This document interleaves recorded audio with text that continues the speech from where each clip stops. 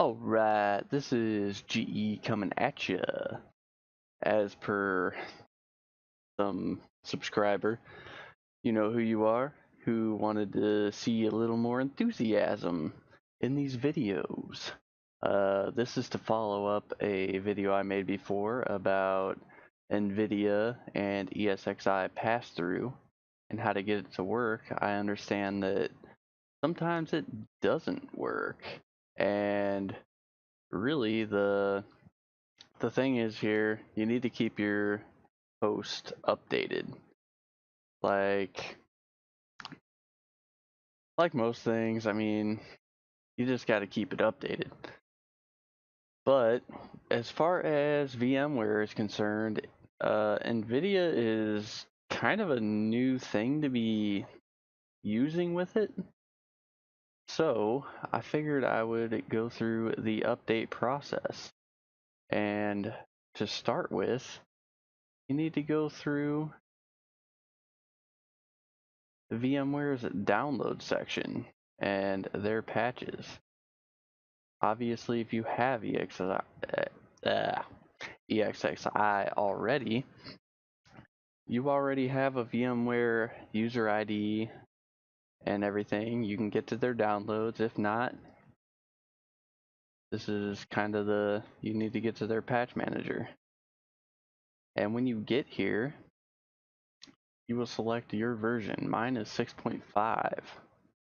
So I think it defaults to ESX 4.1. Click ESXi. And 6.7 is out now, but we're not going to worry about that. 6.5. Hit that search button. And yeah, there's my email, which I will be blurring out. And then you will select your product.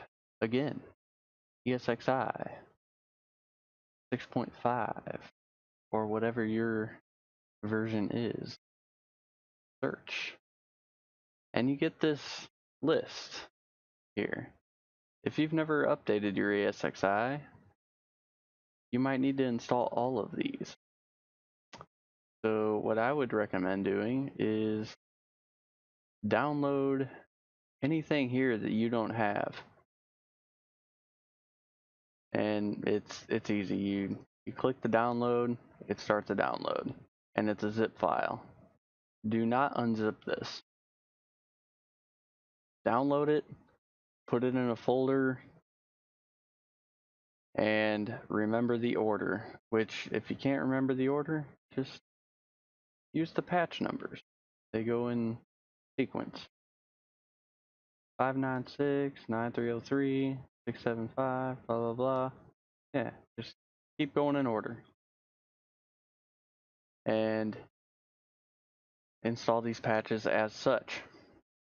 But the thing here is this is not really an automated process or a very good GUI friendly thing. And for some people that can be a little intimidating. And it's really not.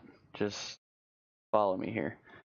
So download these patches, put them in a folder, and then go to your ESXi web interface. And what you'll want to do is go to your storage, which I only have one data store here. You probably have one as well.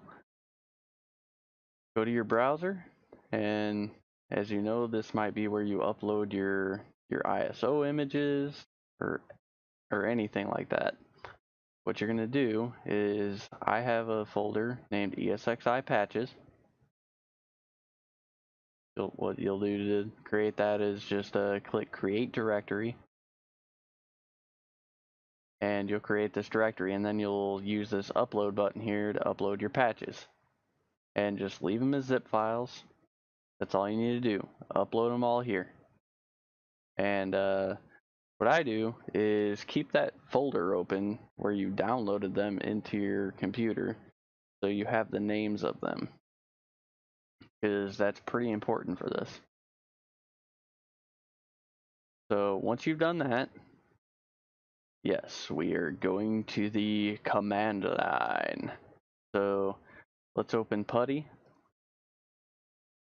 And, oh, well, before that, make sure you have SSH enabled.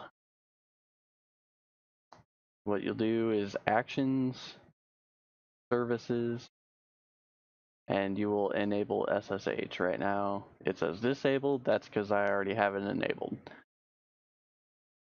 That's the only way this is going to work, to connect to it from PuTTY. So right now, enter your IP address of your ESXi host or your host name. My host name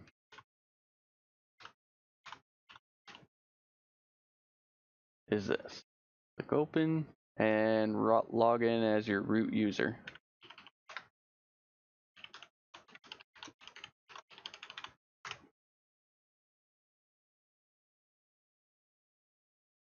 Alright, so now that we're in our root user, we already have our files uploaded.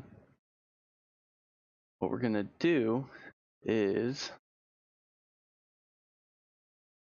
you're going to have to know what your data store name is and the folder on your ESXi box that you had stored those patches. So for me, what you've already seen is it was in my AZ data store, and the folder is ESXi space patches. And how we're going to update this is with ESXi. Type that in. Space software. Space VIB. Space update. Space dash D. Space quote. And then we're going to type the path to your file that you want to update. And how that works is we'll do a / vmfs / volumes / a AZ data store, which that's the name of my data store. You're going to replace this with whatever the name of your data store, whether it's, you know, my cat or whatever, you know, Jim or Steve or Bob, whatever it is.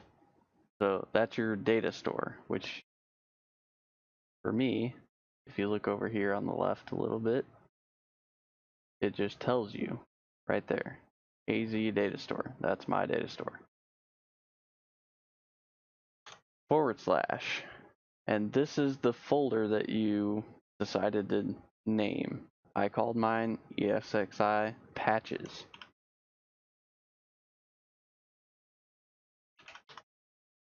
And if you have a space in there, put the space in there. And then / and this is going to be the path or the actual name of the patch. So if your patch is named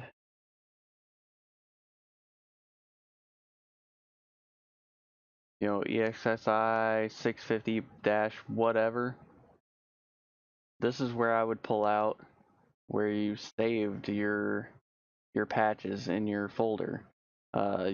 You can click to rename it, but don't rename it, just copy the name and then right click to paste it. It might not have the .zip. You might have to add the .zip to it.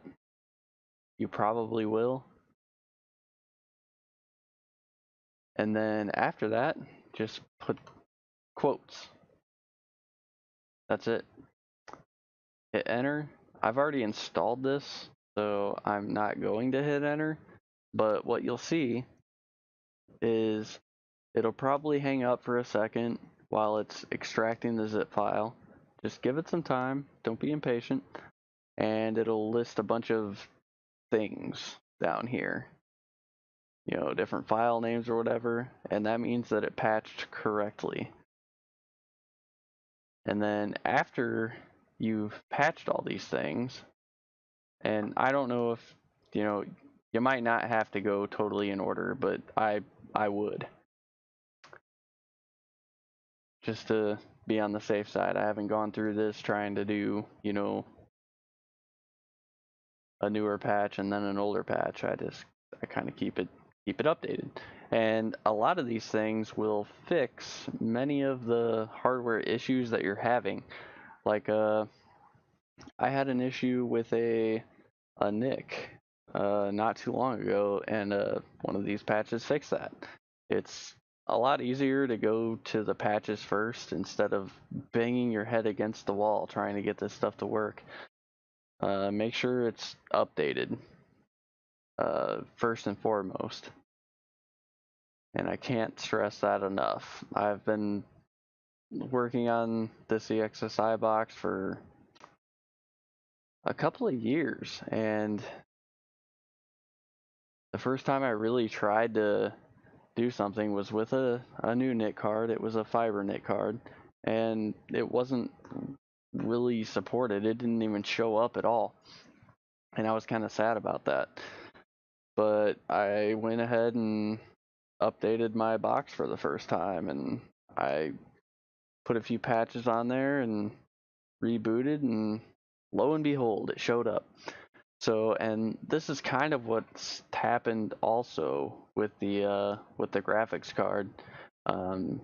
It can be a little deceiving too. Like the box will, before the patches, it showed up.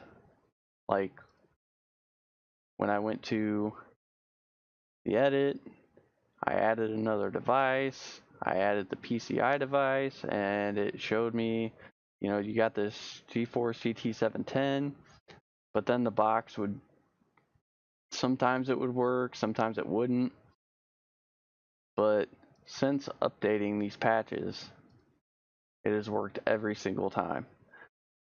So I can't stress enough about patching your stuff. And this is how you're going to do it. So do that. And I probably should have mentioned before that before you patch your stuff, you really should shut down all of your virtual machines. And then go up to here and put it in maintenance mode. Because if you're not in maintenance mode, it's going to launch all the things that you've preset to automatically launch. Like I have certain things here that automatically launch when I start my box. And it's not going to do that, because if it fails, sometimes it can just continually hang up your machine. And you don't really want that. You want the option to, you know, go over to your machine, restart it, come back up and figure it out. You don't want it to be trying to boot this thing and it's not working and hanging up your machine. So definitely go into maintenance mode. I'm sorry I did not include that before, but hopefully you've followed the video this far and not rebooted your machine without entering maintenance mode. So when it comes back up after you've patched your machine, then is the time to start booting up VMs and making sure everything's working fine. You know, start with that one that you're trying to pass through, or the one that's giving you a problem. And if you do that, you will be able to, if it hangs up, just go over, restart the machine, and you're back where you were. So I thought I would do this video just to follow up on that other one, because I know that there was a couple things that I may have left out, and I didn't want it to be, you know, totally incomplete. Excuse me. I got like some serious burps going on here.